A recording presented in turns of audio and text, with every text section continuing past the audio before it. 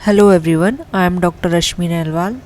पदार्थ विज्ञान के बीएमएस फर्स्ट ईयर के लेक्चर की सीरीज़ में हम द्रव्य प्रकरण में आज पहुंच चुके हैं जल महाभूत पे।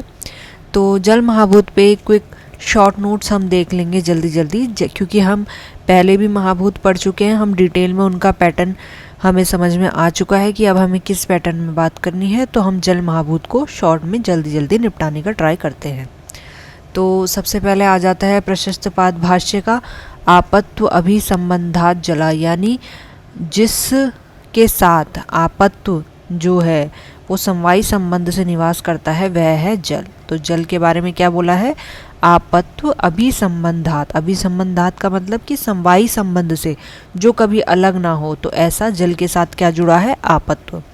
पर्याय देखेंगे तो सभी जाने पहचाने पर्याय है आप, वारी, नीर। उत्पत्ति देखेंगे तो फिर से वही पैटर्न आ जाता है। 4 पॉइंट हमें याद करने हैं। तैत्तिरीय उपनिषद के अनुसार अग्नि से, और न्याय वैशेषिक परमाणु की बात करता है तो जल परमाणु से।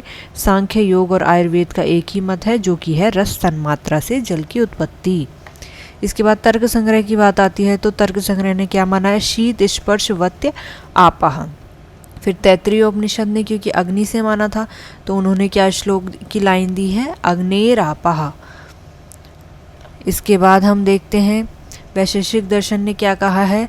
रूप रस स्पर्श वत्य आपो द्रवा स्निग्धा। मतलब आपो जल के बारे में उन्होंने क्या कहा है कि उसके अंदर रूप होता है, रस होता है, स्पर्शकारी होता है, द्रव उसमें गुण होता है और स्निग्ध उसमें गुण होता है। तो यहाँ पर एक तरीके से गुणों की बात उन्होंने कर दी है वैशेषिक दर्शन ने।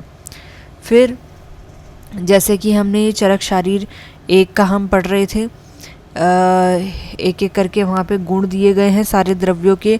तो वहीं पे जो श्लोक पहले रिपीट हुआ है खर द्रव चलो उष्ण वाला, उसी को यहाँ पर रिपीट कर देना है जो हमने पहले महाभूतों में पढ़ा था, क्योंकि वो सभी महाभूतों के लिए एक कॉमन श्लोक है और इम्पॉर्टेंट श्लोक है जो हम कहीं भी फिट कर सकते हैं किसी भी महाभूत में। इसके बाद प्रशस्त पाद भाष्य का एक और फिर से श्लोक आता है जिसमें हमारे कुछ गुण यहाँ पर बढ़ गए हैं।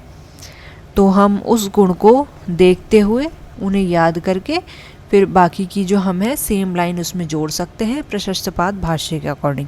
तो ये भी यहाँ पर जल महाभूत के गुण आ गए हैं। यहाँ पर वर्ण की बात करें तो वर्ण को दिया है तर्क संग्रह ने, क्या बोला है? अभास्वर शुक्ल जले। इसकी बात भी हम पहले कर चुके थे जब हमने अग्नि के वर्ण की बात की थी। वहाँ पर अग्नि का जो वर्ण था वो भास्वर शुक्ल कहा गया था, ठीक है। और जो पृथ्वी था, उस पृथ्वी महाभूत था, उसमें क्या था? सारे के सारे जो सप्तवर्ण तर्क संग्रह ने माने वो सभी विद्यमान थे। जल का अभास्वर शुक्ल और अग्नि का भास्वर शुक्ल था, ये याद रखेंगे। फिर रस की अगर बात की जाए तो जल का जो रस है वो मधुर कहा जाता है। ये जो पॉइंट है आगे चिकित्सा स्थान की दृष्टि से या आयुर्वेद में चिकित्सा की दृष्टि से बहुत ही इम्पॉर्टेंट है। जल में गुरुता पाई जाती है तो वो गुरुता भी इस मधुर गुण के कारण ही पाई जाती है। तो जब हम विभिन्न प्रकार के औषधि का प्रयोग करते हैं तो वहाँ पर ये बात बहुत ध्यान रखने योग्य होती है कि जल जो है वो मधुर गुण को लिए हुए होता है। फिर शुष्क शारीर एक सत्वतमो बहुलापा, ये 1, 2, 12, 13, 3 का रूल हमने याद करा था जिससे हमने पांचों महाभूत में सत्वरज तम को याद किया था। तो ये भी इम्पॉर्टेंट पॉइंट है।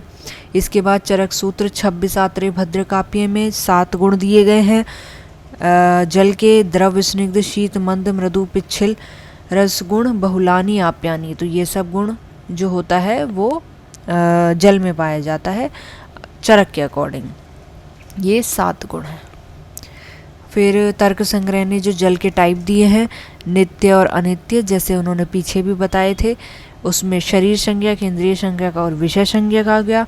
शरीर संज्ञक किसे बोला है? जो वरुण लोक में विद्यमान है। इंद्रिय संज्ञक जो रसनेन्द्रिय में है, और विषय संज्ञक हो गया यहाँ पर जो भी नदी और समुद्र आदि का पानी है। फिर चरक शारीर 4 महती गर्भाव क्रांति की यदि हम बात करें तो उसमें है आप्यात्मकम रसी रसनम शैत्यम मार्दवम स्नेहा क्लेदस्य।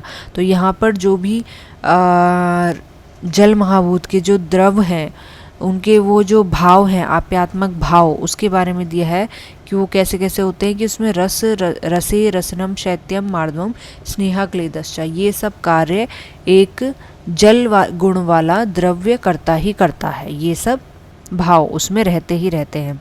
फिर जल की 4 अवस्थाओं की बात आ जाती है, तो 4 अवस्थाएं कौन कौन सी है ये भी पूछा जाता है, अम्भ, मरीचि, मर और अप।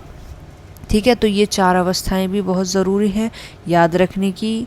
जल की अम्भ, मरीचि, मर, अप, 4 संख्या पे भी कई बार क्वेश्चंस आ जाता है कि कितनी अवस्थाएं हैं, तो जल की 4 अवस्थाएं हैं। आगे हम बात करेंगे अप्लाइड एस्पेक्ट की। जल महाभूत का चिकित्सीय प्रयोग क्या हो सकता है, या जो हमने जल महाभूत पढ़ा उसका हम क्या प्रयोग करते हैं संहिताओं में। तो यहाँ पर आप्यात्मक जो द्रव्य हैं वो सब जो हैं इन गुणों को लिए हुए होते हैं। क्या हैं वो? उपक्लेद, स्नेह, बंध, विषंद, मृदुता, प्रहलादन। तो इन सभी गुणों की जहाँ हमें चिकित्सा में आवश्यकता होगी, जहाँ हमें रुक्षता दिखेगी स्नेह करना होगा, संधि शैथिल्य दिखेगी बंधन करना होगा, विच्छिन्दन करना होगा, खरता दिखेगी मृदुता उत्पन्न करनी होगी, तो ये सब गुण जहाँ हमको लगेंगे वहाँ वहाँ हम जल का प्रयोग कर सकते हैं। ये एक इम्पॉर्टेंट क्वेश्चन है कॉम्पिटिटिव एग्ज़ाम की दृष्टि से कि आश्वासन कारक द्रव्यों में जो श्रेष्ठ है वो क्या है? वो जल है। उसी के साथ मधुर और लवण जो रस है उसमें जल और पृथ्वी, जल और अग्नि, इन महाभूतों की प्रधानता क्रमशः होती है। तो हम महाभूतों की अधिकता या उनकी कमी को देखते हुए इन रसों का प्रयोग कर सकते हैं, या इन रसों का जब हम प्रयोग करेंगे तो हम पता लगा सकते हैं कि इससे किस किस महाभूत की शरीर में वृद्धि होगी। और जल जो है वो सामान्यतः कफ वृद्धिकर होता है, तो जहाँ पर भी हमें कफ क्षय वाली स्थिति दिखेगी वहाँ पर हम जल का प्रयोग करके कफ की वृद्धि कर सकते हैं। इसके बाद हम देखेंगे कि क्या है, रस, रक्त, मज्जा और शुक्र धातु की भी वृद्धि करता है जल। तो जहाँ जहाँ पर हमें इन धातुओं की क्षय की अवस्था दिखेगी वहाँ वहाँ हम जल का प्रयोग करा सकते हैं चिकित्सीय प्रयोग के लिए। ठीक है, तो ये हमने शॉर्ट में ख़त्म कर लिया जल महाभूत।